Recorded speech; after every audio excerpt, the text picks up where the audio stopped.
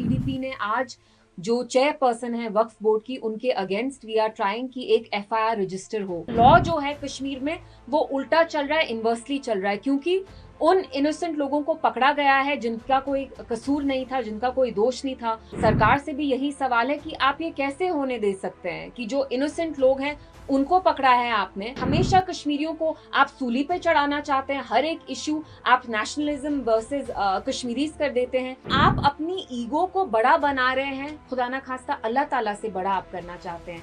ये तो हम एक्सेप्ट नहीं करेंगे। हमारे जो प्राइम मिनिस्टर साहब है मोदी जी से कि आपके जो यहाँ बीजेपी के मेंबर्स हैं वो अपना कल्ट बनाते बनाते इतने वेन हो गए हैं कि अब वो हमारे दीन पे तौहीन कर रहे हैं, गुस्ताखियां कर रहे हैं, और ये गुस्ताखी हम किसी भी तरीके से we will not accept it. मेरी मोदी जी से, अमित शाह साहब से यही अपील होगी कि जल्द से जल्द जो आपने एफआईआर लॉन्च किए आप प्लीज विड्रॉ करिए।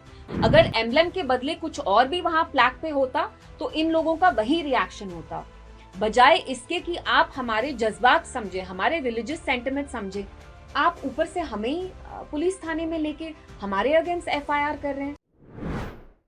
सबसे पहली चीज, पीडीपी ने आज जो चेयरपर्सन है वक्फ बोर्ड की, उनके अगेंस्ट वी आर ट्राइंग कि एक एफआईआर रजिस्टर हो।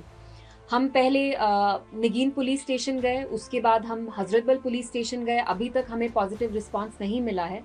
ताज्जुब की बात यह है कि जब वक्फ चेयरपर्सन और वक्फ मेंबर के बोर्ड्स पुलिस को इंस्टिगेट करते हैं कि उन लोगों को अरेस्ट करें जिनने वहां पे वो एम्बलम चिप किया, डिसमेंटल किया, तो उनको immediately within 24 hours about 50 people have been detained, और इनमें से कितनों के ऊपर पीएसए लगेगा वो हम अभी तक नहीं जानते। तो लॉ जो है कश्मीर में वो उल्टा चल रहा है, इन्वर्सली चल रहा है, क्योंकि उन इनोसेंट लोगों को पकड़ा गया है जिनका कोई कसूर नहीं था, जिनका कोई दोष नहीं था, और जो वक्फ के लोग रिस्पॉन्सिबल हैं, खासतौर से जो चेयरपर्सन रिस्पॉन्सिबल हैं, जिनने डिलिबरेटली कश्मीरी लोगों का, यहाँ पे जो मेजॉरिटी मुस्लिम्स हैं, उनके जो रिलीजियस सेंटिमेंट्स हैं उनके साथ खिलवाड़ किया, डिलिबरेटली उनको प्रोवोक किया, इंसाइट किया, उनके अगेंस्ट कोई एक्शन नहीं लिया है वक्फ चेयरपर्सन के अगेंस्ट। बट अनफॉर्चुनेटली उनके कहने पे पुलिस ने इमीडिएटली, जो इतने सारे वहां लोग थे, शामिल थे जिनने वहां ये प्लैक डिसमेंटल किया, they have been immediately arrested. तो मैं यहाँ आके आपको बुला के यही बात करना चाहती थी कि लॉ कश्मीर में due process is not being followed, the law has been turned upside down on its head and it's being followed inversely.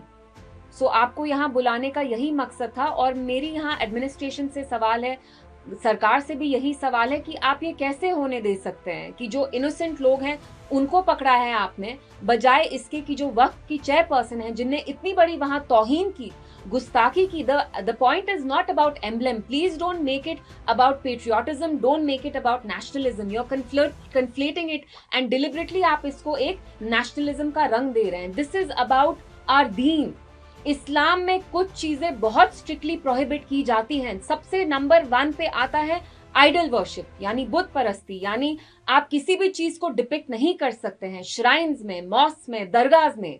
For us this is a strict prohibition and इसके साथ आप टैंपर नहीं कर सकते हैं। The point is not कि हम emblem को रिस्पेक्ट करते हैं कि नहीं, हमेशा कश्मीरियों को आप सूली पे चढ़ाना चाहते हैं, हर एक इश्यू आप नेशनलिज्म वर्सेस कश्मीरीज कर देते हैं।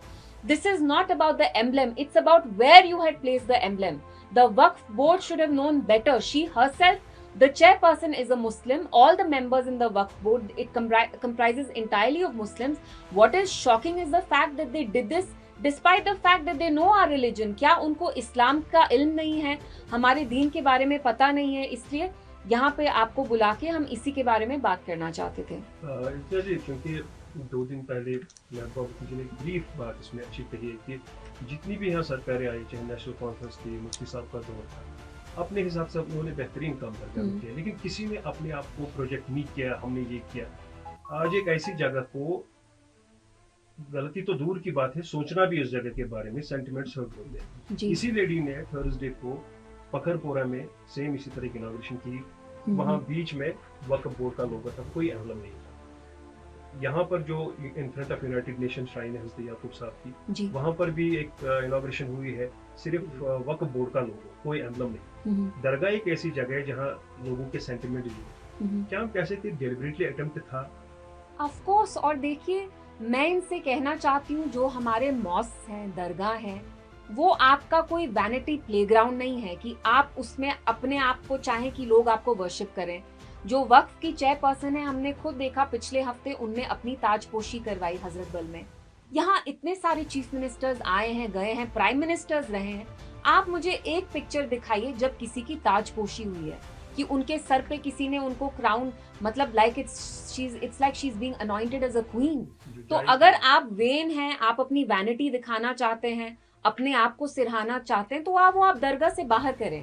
Please don't use our dargah as a playground to for your own vanity sake. You know, we are not, हमारी दरगाह यहाँ इसलिए नहीं बनी है ताकि आप जाके वहां अपनी ताजपोशी करें। Please don't speak at the back. And जैसे आपने राइटली पॉइंट आउट किया, बाकी जगह एम्बलम नहीं यूज हुआ।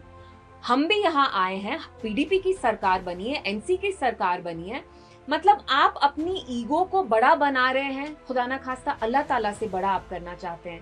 ये तो हम एक्सेप्ट नहीं करेंगे, क्योंकि हमारे लिए सबसे बड़ी चीज हमारा दीन है। आप अपना पॉलिटिक्स हमारे दीन पे करेंगे, ये हमें मंजूर नहीं है। And we will not allow any kind of vanity project. और मैं स्पेशली अपील करूंगी हमारे जो प्राइम मिनिस्टर साहब है मोदी जी से कि आपके जो यहाँ बीजेपी के मेंबर्स हैं वो अपना कल्ट बनाते बनाते इतने वेन हो गए हैं कि अब वो हमारे दीन पे तौहीन कर रहे हैं, गुस्ताखियां कर रहे हैं, और ये गुस्ताखी हम किसी भी तरीके से we will not accept it. और मेरी मोदी जी से, अमित शाह साहब से यही अपील होगी कि जल्द से जल्द जो आपने FIRs लॉन्च किए आप प्लीज विड्रॉ करिए।